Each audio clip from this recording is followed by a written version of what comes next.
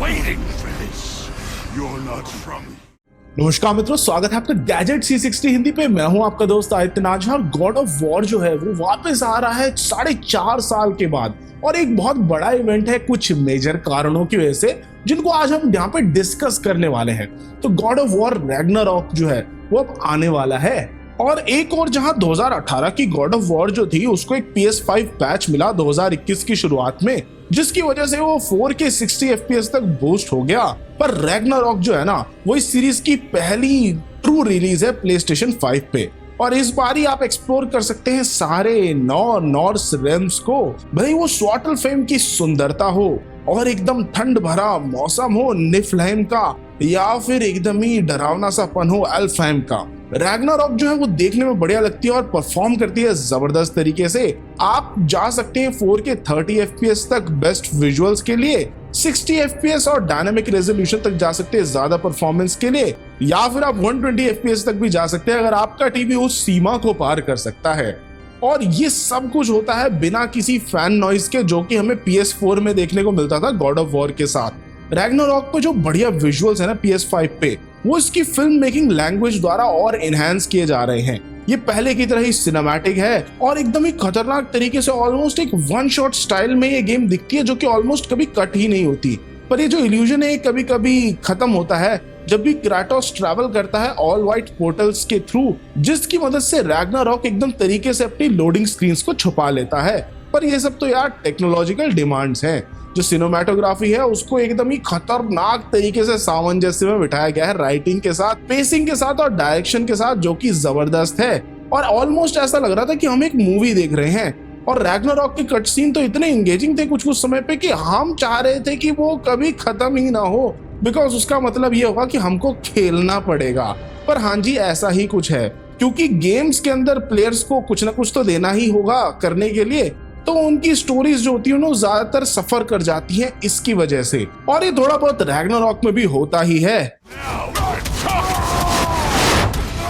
पर ये सब कुछ कहने के बावजूद भैया कंप्लेंट करना तो बिल्कुल भी नहीं जचेगा, क्योंकि यहाँ पे खेलने का प्रोसेस भी बहुत हद तक इंजॉयबल है। यहाँ पे ज्यादा वैरायटी है अटैक में। अगर आपके पास पहले से लेवियाथन एक्स होता अपने हाथ में गॉड ऑफ वॉर में, तो ट्रायंगल बटन दबाने में कुछ नहीं होता था। पर रैग्नारॉक में अगर आप ट्रायंगल बटन को होल्ड डाउन करेंगे तो एक्स जो है वो फ्रॉस्ट से कवर हो जाता है, और आपका जो नेक्स्ट मीली या फिर रेंज्ड अटैक होगा ना वो एडिशनल चिल देगा आपके दुश्मनों को।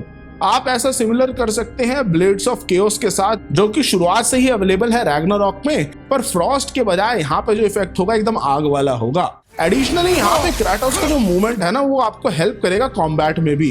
रैग्नारॉक में भी आप कूद सकते हैं क्लिफ से और स्लैम कर सकते हैं अपने एनिमीज पर, ताकि उनको जबरदस्त डैमेज दे सके। और जो ब्लेड्स ऑफ केओस का फंक्शन है ना ग्रैपलिंग हुक के तौर पर, जो कि आपको अजीब अजीब जगहों पे चढ़ने में मदद करता है, वो अब ऑब्जेक्ट्स को गिराने में मदद करता है, जिसकी मदद से आप नए लूट को चेकआउट कर सकते हैं, या फिर नए एरियाज को चेकआउट कर सकते हैं, या फिर सिर्फ एनिमीज को अपनी गिरफ्त में ला सकते हैं ताकि धुआंधार एक्शन हो सके।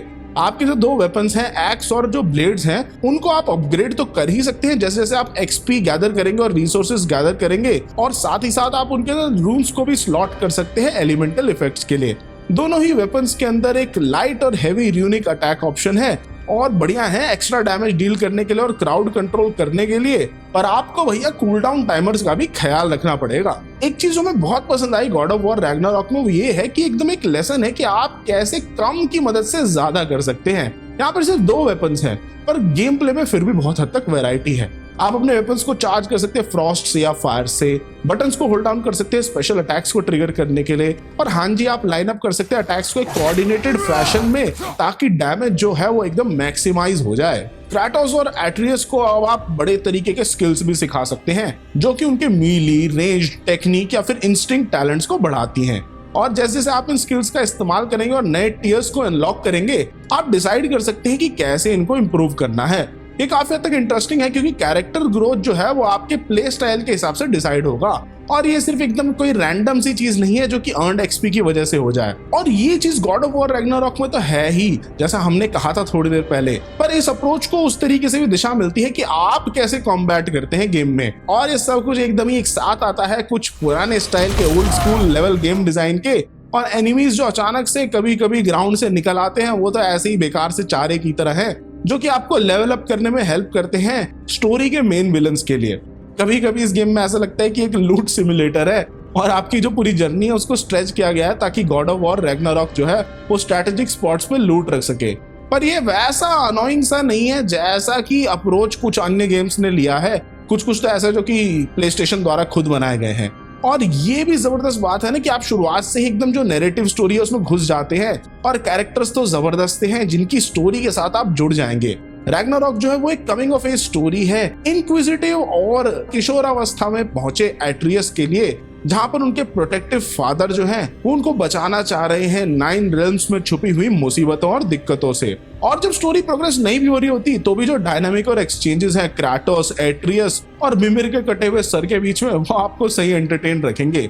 पर यहाँ पे बहुत कुछ है जिसको आपको अनपैक करना है। रैग्नारॉक के साथ ऐसी फीलिंग आती है कि आप ये 2 गेम्स को एक ही में खेल रहे हैं जैसे जैसे आप आगे बढ़ रहे हो। और ये जो भावना है ये हमारी अकेले की नहीं है, डेवलपर्स को भी ऐसा ही लगा और उन्होंने कंसिडर भी किया कि गॉड ऑफ वॉर रैग्नारॉक को 2 गेम्स में बांटे, क्योंकि उसका स्कोप बहुत बड़ा था उससे जितना उन्होंने ओरिजिनली प्लान किया था। अगर वो 2 गेम्स बनाते तो क्राटोस का जो नॉर्स एरा है ना वो एक ट्रायलॉजी में बदल जाता, जो कि एक बढ़िया प्रोस्पेक्ट हो सकता था। पर वो 15 साल नहीं बिताना चाह रहे थे एक स्टोरी को बताने में, और क्योंकि 2018 की गॉड ऑफ वॉर और रैग्नारॉक में वैसे ही गैप आ गया तो इतना गैप उनको पसंद नहीं आता। तो जो रैग्नारॉक है वो एक तरीके से ऑलमोस्ट एक 2nd और 3rd चैप्टर की तरह ही है, ऑलमोस्ट एज इफ जैसे ये ट्रायलॉजी हो। यह आपको 9 रिम्स के अक्रॉस भेजता है हंट करने के लिए कि आप अपनी पहचान ढूंढे और वॉर को रोकने के लिए, और आप इसी के साथ साथ क्वेस्ट्स में जाएंगे बदले की आग को बुझाने के लिए, और हर प्रकार के मॉन्स्टर्स के साथ लड़ाई होगी जिनके पास नए नए टूल्स और कॉम्बैट टेक्निक्स होगी। और ये सब कुछ सेट है एकदम कयामत की दिन के बैकड्रॉप के आगे पीछे, तो मजा तो आता ही है खेलने में। That's our cue. Come on, hurry. I'm coming. Frostful goes eggs, man. What was that for? You'll see soon enough.